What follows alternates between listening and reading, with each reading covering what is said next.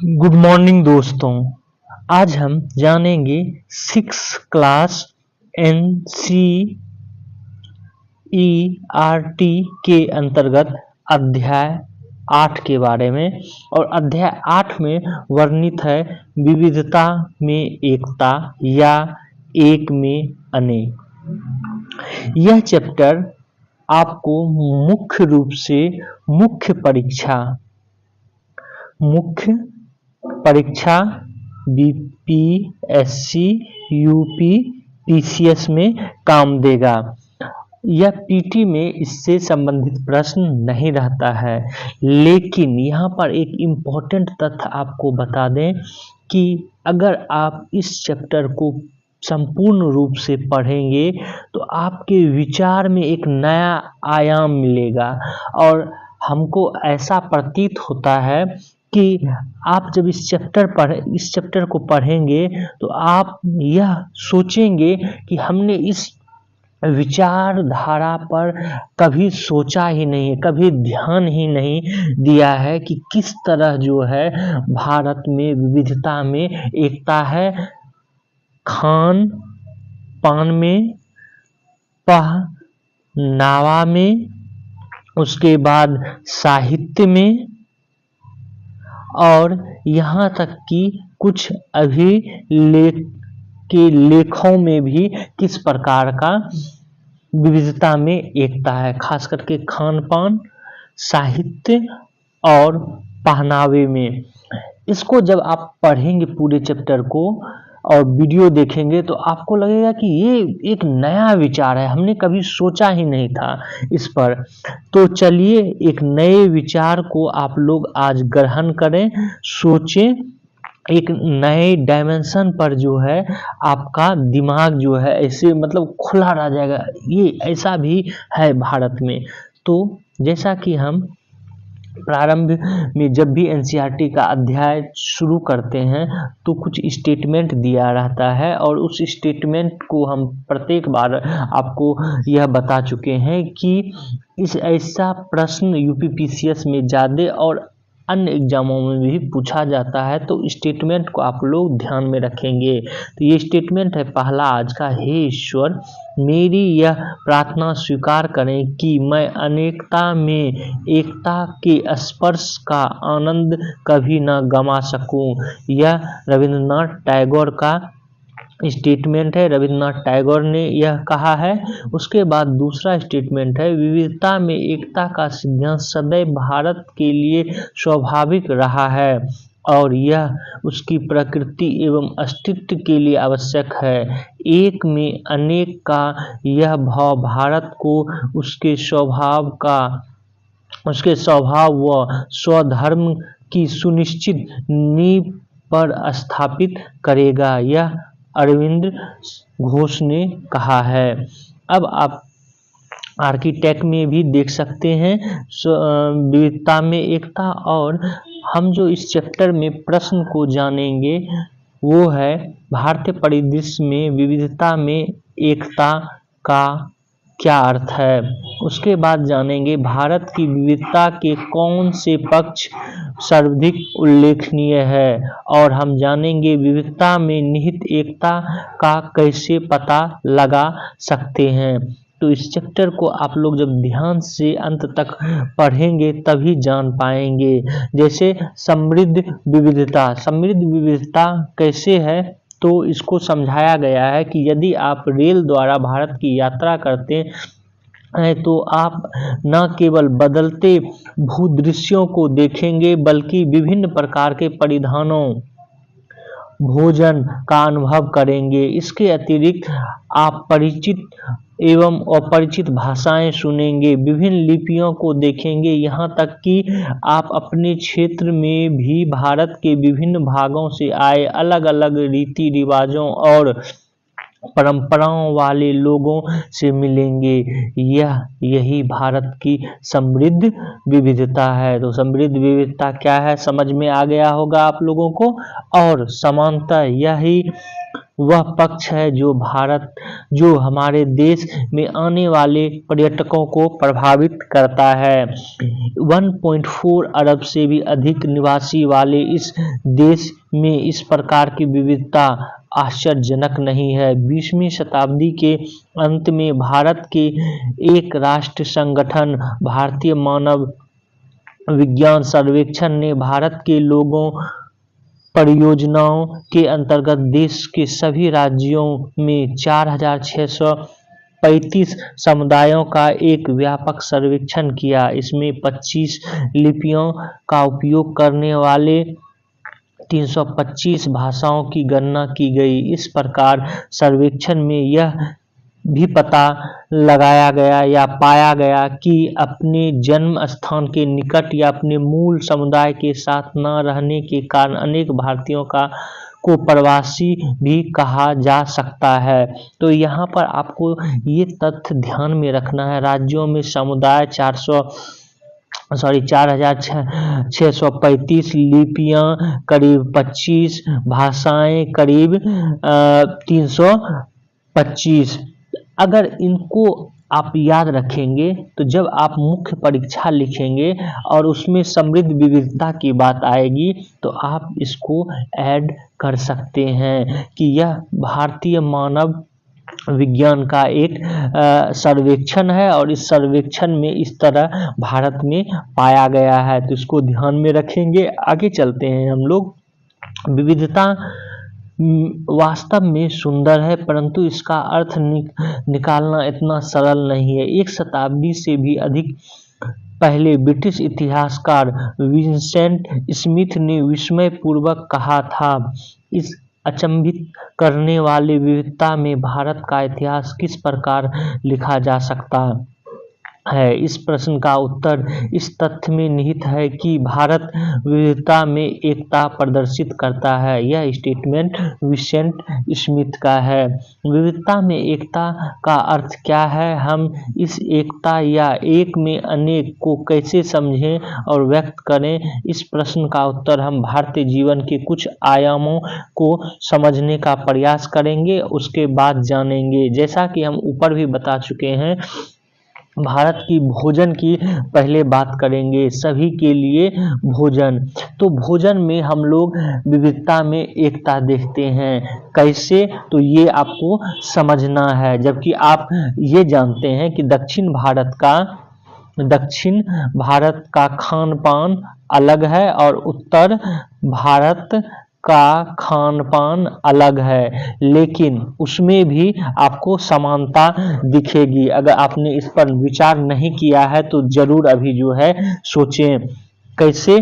तो चलिए देखते हैं। आपस में कुछ विद्यार्थियों ने भारत के विभिन्न क्षेत्रों के पकवानों का सेवन अवश्य किया होगा। आपको यह जानकर आश्चर्य होगा कि हमारे देश भारत में आप लाखों न सही किंतु हजारों प्रकार के व्यंजन और पकवानों का स्वाद चख सकते हैं। फिर भी कुछ निश्चित अनाज जैसे चावल, जौ, गेहूं, बाजरा, ज्वार, रागी तथा विभिन्न प्रकार के दालों का लगभग पूरे भारत में उपयोग होता है। ये सभी अधिकांश भारतीयों का प्रमुख क्या है? व्यंजन है या भोजन है। तो आप यहाँ पर ये समझें, इस पर विचार करें कि दाल चावल उत्तर भारतीय भी खाता है और उसी चावल का इडली जो है बना रहा है दक्षिण भारतीय।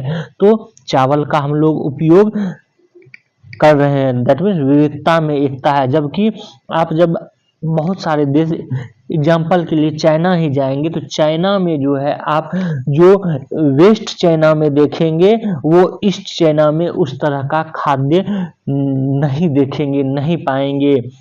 वहीं जौ भी हम लोग सामान प्रयोग करते हैं, गेहूं भी सामान, बाजरा, ज्वार भी। तो इस तरह आप विचार करें कि कौन कौन सा फूड है जो कि हम है ज्वार ही या गेहूं ही है।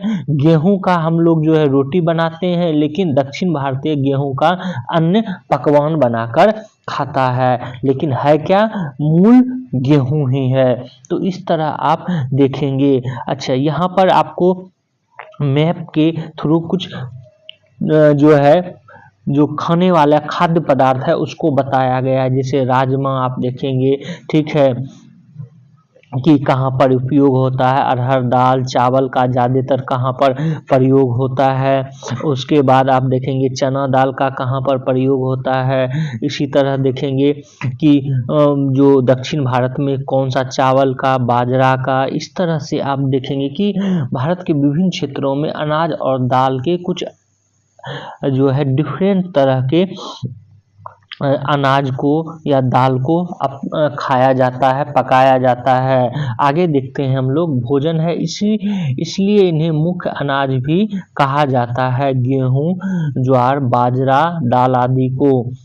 इसी प्रकार हल्दी, जीरा, इलायची, अदरक जैसे कुछ सामान्य मसालों का भी उपयोग पूरे देश में होता है। हम इस सूची को एक सामान्य साग, सब्जियों और तेल इत्यादि के साथ आगे बढ़ा सकते हैं। इस तरह हम देखते हैं कि कैसे एक ही प्रकार की सामग्री से विभिन्न प्रकार के विविधता, दैट मीन्स एक ही प्रकार की सामग्री एकता से विभिन्न प्रकार के, दैट मीन्स विविधता, अनगिनत व्यंजन और पकवान बनाए जा सकते हैं।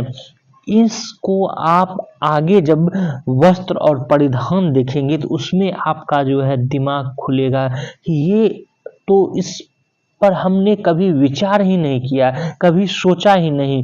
कैसे? तो चलिए देखते हैं वस्त्र और परिधान के बारे में। भारत के प्रत्येक क्षेत्रों के लोगों ने वस्त्रों और परिधान की अपनी स्वयं की शैली विकसित की है। फिर भी हम कुछ पारंपरिक भारतीय परिधानों में एक समानता पाते हैं, भले ही उनमें किसी भी प्रकार की सामग्री का उपयोग किया गया हो। इसका स्पष्ट उदाहरण भारत के अधिकांश भागों में पहने जाने वाला और विभिन्न प्रकार के सूत या धागे से बना एक लंबा परिधान साड़ी है। आप साड़ी का ये एग्जाम्पल आगे देखेंगे कि किस प्रकार साड़ी को विभिन्न धागों से और विभिन्न रूपों में बनाया जाता है। कॉटन का साड़ी रहता है, सिंथेटिक साड़ी रहता है, और उसके बाद आप देखते होंगे साड़ियों के अंतर्गत ही आपको सिल्क साड़ी भी होता है। लेकिन इसमें विविधता में एकता कैसे है, इसको जानिए और इसको समझिए। सबसे मेन तो समझने की बात है कि मतलब आप अपना दिमाग का डायमेंशन खोलिए। कैसे? तो देखिए, ये मुख्यतः कपास अथवा रेशम के धागे से बनते हैं साड़ी, परंतु आजकल सिंथेटिक कपड़ों से भी बनाई जाती है, जैसे बनारसी साड़ी, कांचीवरम, पैठनी, पाटन, पटोला, मूंगा या मैसूरी साड़ी। रेशमी साड़ियों के कुछ प्रसिद्ध प्रकार हैं। सूती साड़ियों के और भी प्रकार होते हैं। कुल मिलाकर अगर देखें तो इस बिना सिले वस्त्र के सैकड़ों प्रकार हैं।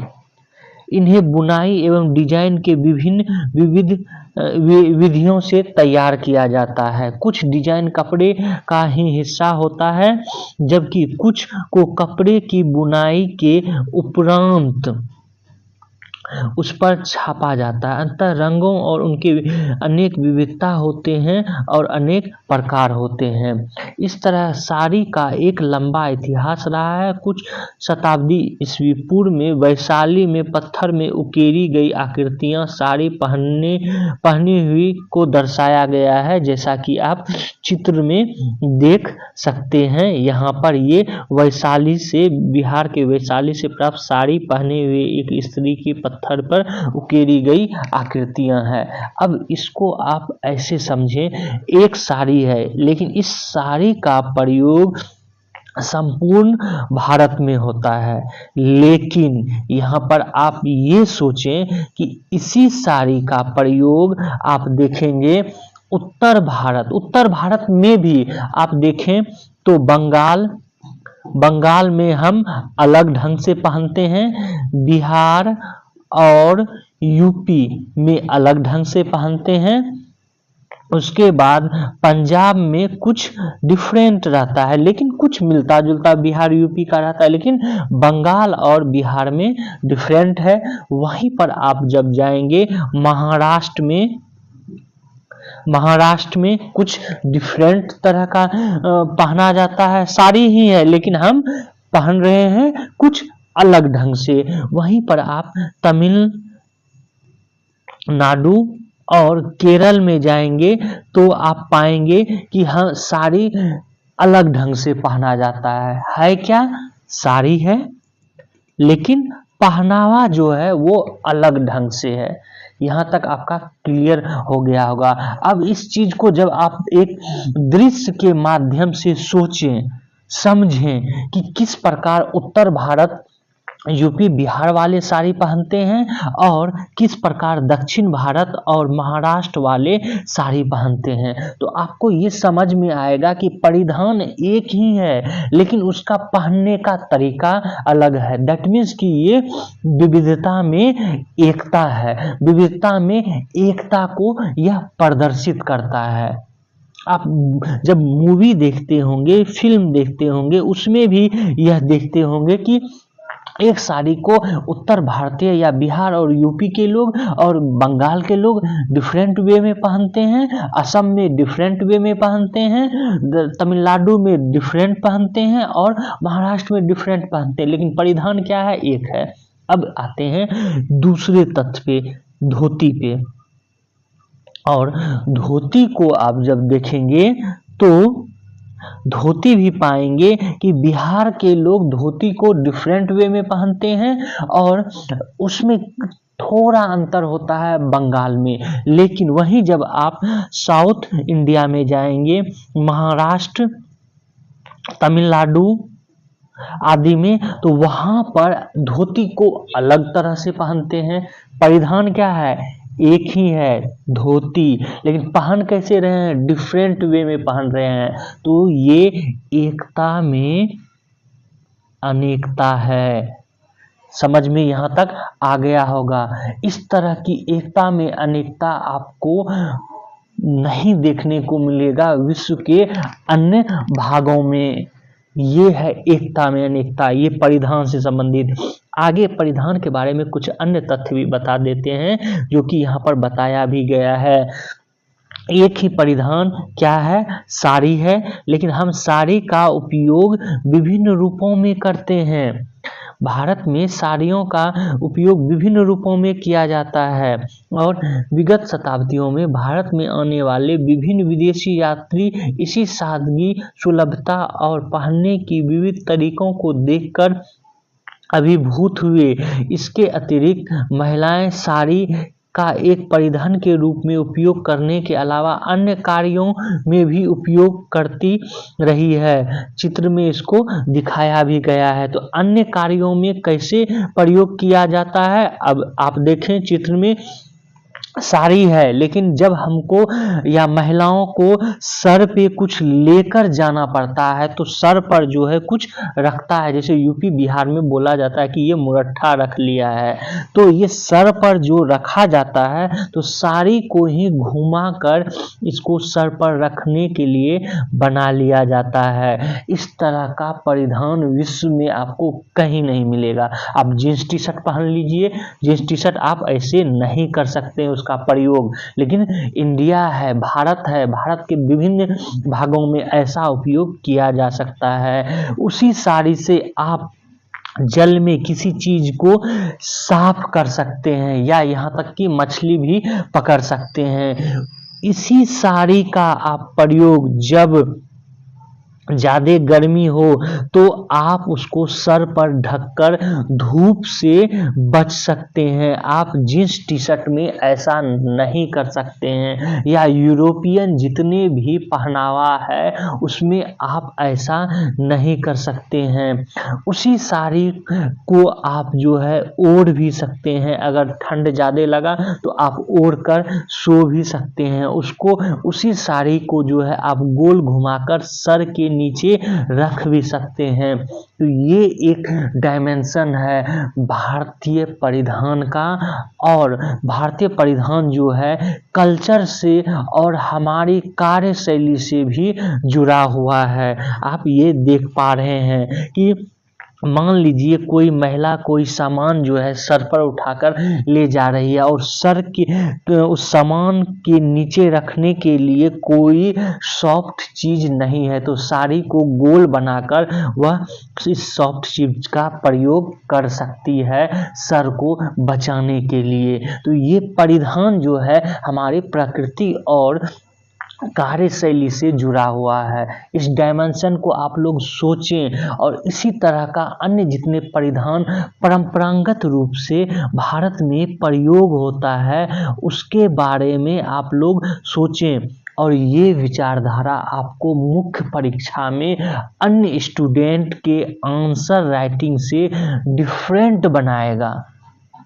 तो ये इस तरह का विचार को आप लोग ध्यान में रखेंगे तब आपको समझ में आएगा ये इंडियन कल्चर है। ये नहीं कि बस जींस टी शर्ट पहन लिए अच्छा हम आधुनिक बन गए, नहीं, क्या वो मेरे प्रकृति से जुड़ा है। हम ये भी नहीं कह रहे हैं कि जींस टी शर्ट खराब है, लेकिन आप विविधता में एकता की जब बात करेंगे, प्रकृति से जुड़ाव की बात करेंगे, तब आप पाएंगे कि यहाँ की परिधान किस प्रकार जुड़ा हुआ है हमारे प्रकृति से।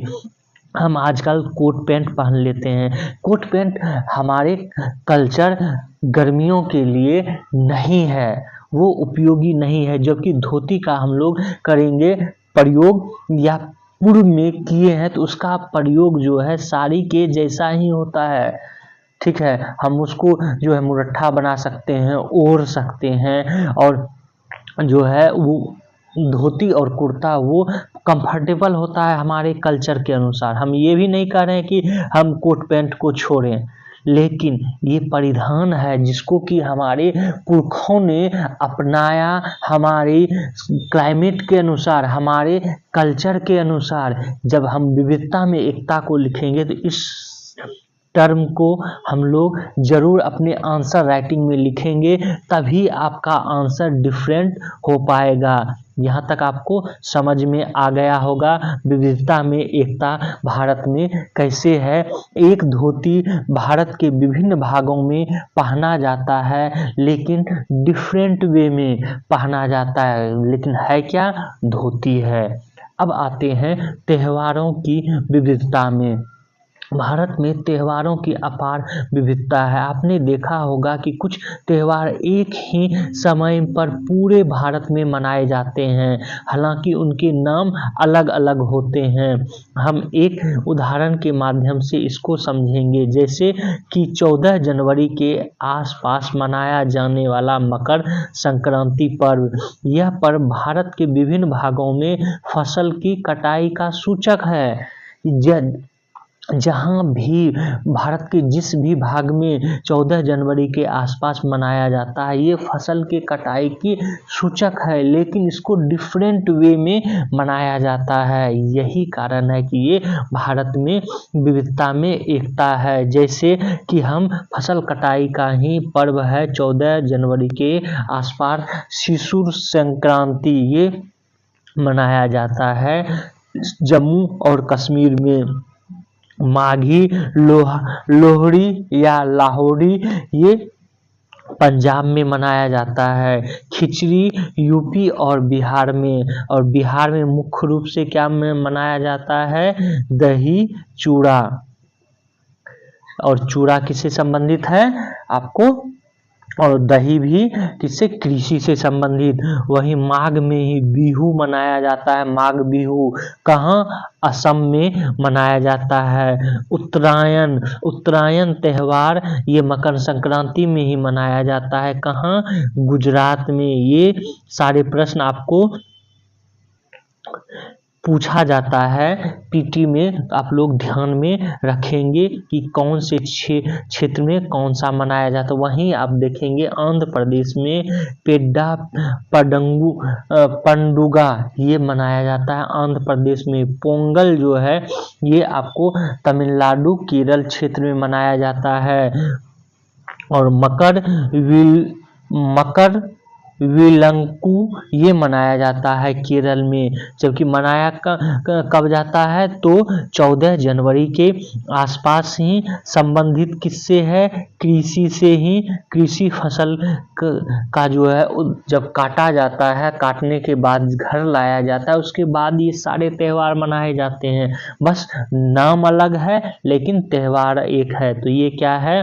विविधता में एकता को प्रदर्शित करता है। अब हम लोग आगे देखते हैं कि महाकाव्य का विस्तार, या हम लोग साहित्य के बारे में देखते हैं कि भारत में कैसे विविधता में एकता है। साहित्य विविधता में एकता का एक अन्य उत्कृष्ट उदाहरण है। भारतीय साहित्य बहुत विविध है एवं विश्व के सबसे धनी साहित्यों में से एक है। भाषा, लेखन शैली की तकनीक आदि में अंतर होने के बावजूद सदियों से भारतीय साहित्य ने विश्व के महत्वपूर्ण विषयों एवं चिंताओं को साझा किया है। उदाहरण के लिए पंचतंत्र के बारे में किसने नहीं सुना होगा, और मुख्य पात्रों के रूप में पशुओं के माध्यम से मनोरंजक कथाओं का यह संग्रह हमें महत्वपूर्ण जीवन शैली या कौशल सिखाता है। यह मूलतः संस्कृत पाठ लगभग 2200 वर्ष पुराना है, परंतु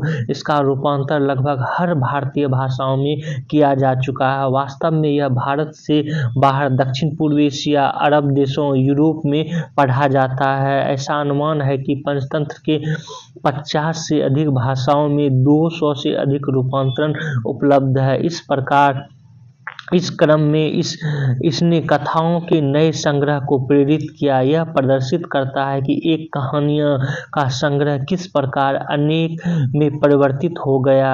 यद्यपि भारत के सबसे प्रभावशाली 2 महाकाव्य रामायण और महाभारत है, और इसको भी जो है विभिन्न भाषाओं में वर्तमान में लिखा जा चुका है, और यह जो है न केवल भारत में अपितु विश्व के अनेक भागों के विभिन्न भाषाओं में लिखा गया है।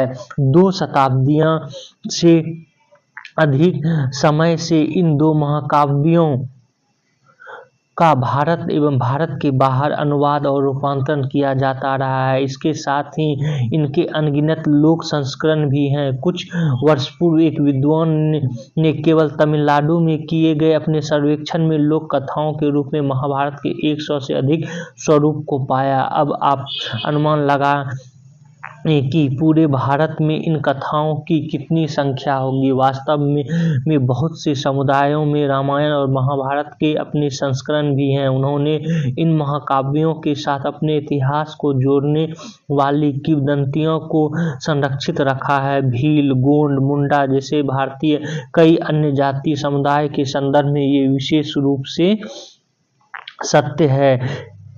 भारत के पूर्वोत्तर तथा हिमालय क्षेत्र की अधिकांश जनजातियों के पास इन दोनों अथवा किसी एक अपनी